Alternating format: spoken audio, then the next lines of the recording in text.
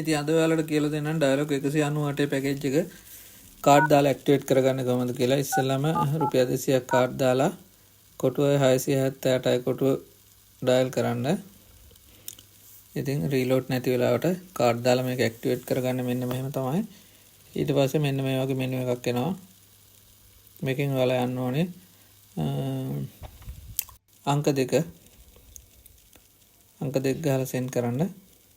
අංක 2 ගහලා සෙන්ඩ් කරාට පස්සේ මෙන්න මේ වගේ ලයින් අප් එකක් තමයි එන්නේ.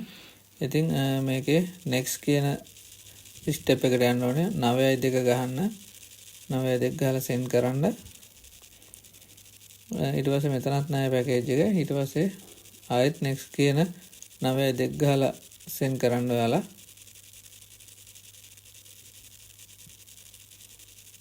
නවය දෙක ගහලා මේ විදිහට සෙන්ඩ් කරන්න.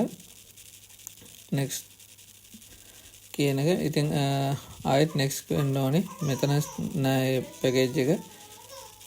ආයෙත් 9.2 ගහලා මෙන්න මේ විදිහට අංක 8ට තමයි තියෙන්නේ 198 any network plan එක අංක 8 ගහලා ඔයාලා send කරන්න.